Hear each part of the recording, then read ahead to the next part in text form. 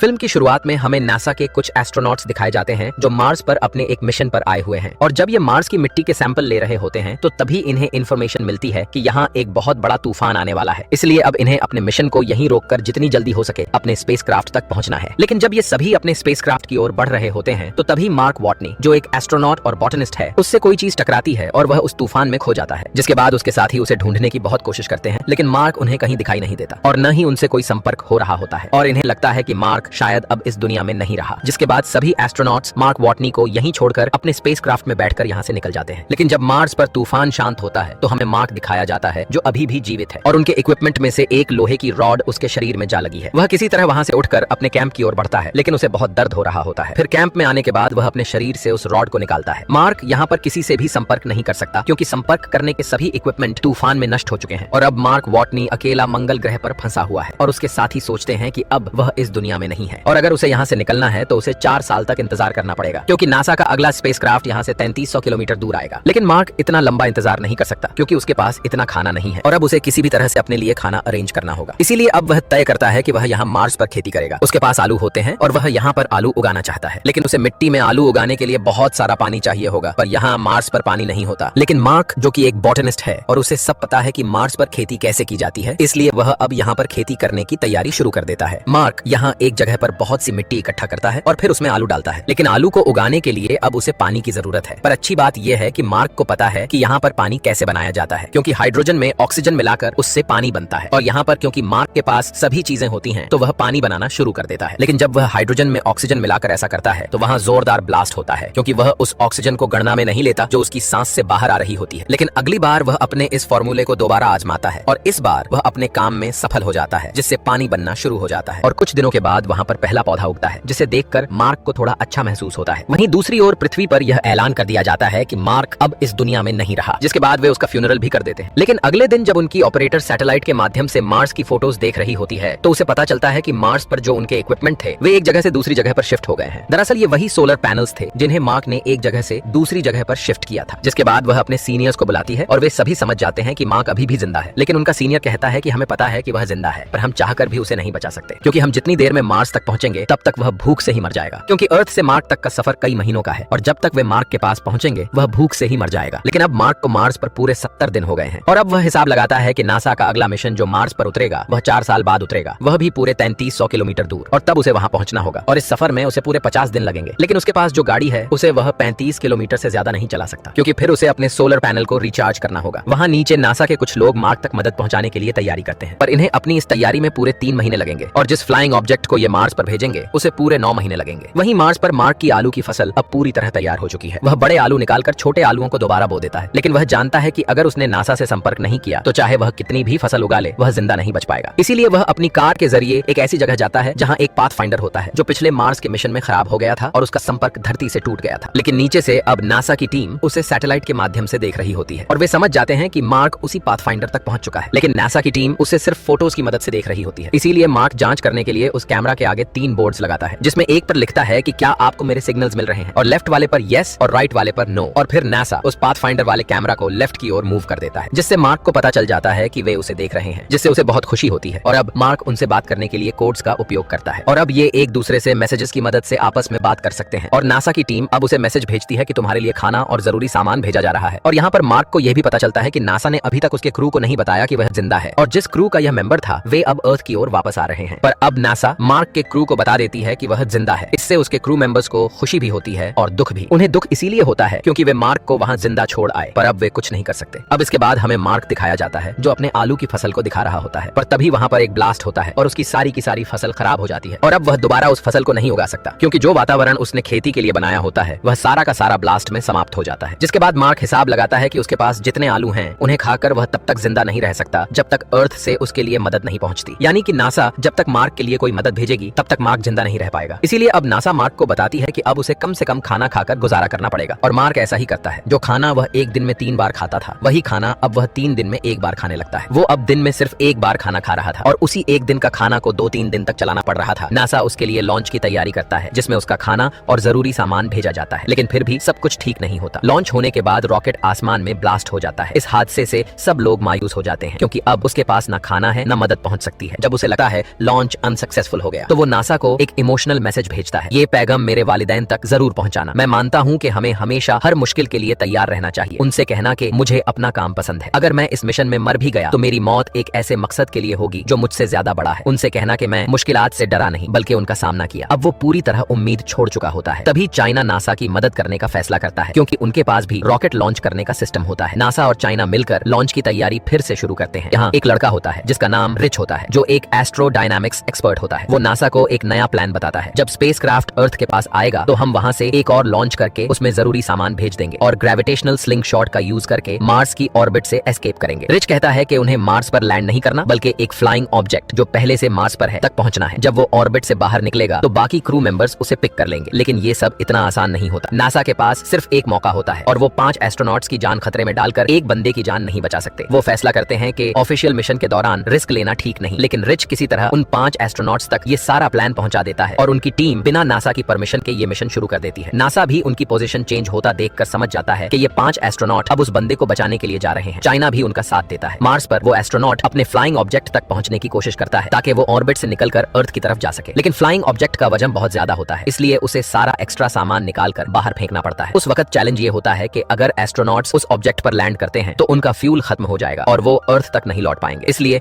वो उस ऑब्जेक्ट का वजन 5000 किलो तक कम करते हैं। अब वो एक ऐसे फ्लाइंग ऑब्जेक्ट से स्पेस में जा रहा होता है जिससे ऊपर तक पहुंचना बहुत मुश्किल होता है। दुनिया भर की नजर इस मिशन पर होती है। जब वो स्पेस में पहुंचता है तो रेडियो कांटेक्ट की कोशिश होती है, लेकिन प्रेशर की वजह से वो बेहोश हो जाता है। कुछ देर बाद वो होश में आता है। सब लोग खुश हो जाते हैं, लेकिन अब भी एक और प्रॉब्लम होती है। उसकी स्पीड इतनी ज्यादा होती है कि उसे पकड़ना मुश्किल होता है। वो कहता है कि मैं अपने स्पेस सूट में होल करके हवा के प्रेशर से अपने आप को डायरेक्शन दूंगा और तुम तक पहुंच जाऊंगा। सब उसे मना करते हैं, लेकिन वो ये करता है। दूसरी तरफ कमांडर एक फ्लाइंग चेयर से उसे पकड़ने जाता है। जब वो हाथ पकड़ता है तो हाथ छूट जाता है, लेकिन वो रोप को पकड़ लेता है और इस तरह उसे स्पेस शटल में खींच लिया जाता है। आखिरकार इतनी मुश्किलों के बाद वो एस्ट्रोनॉट अर्थ वापस आता है। उसके बाद वो स्टूडेंट्स को स्पेस सर्वाइवल के लेसन देना शुरू करता है कि कैसे दूसरी दुनिया में जिंदा रहा जाए, और यहीं पर ये कहानी खत्म होती है।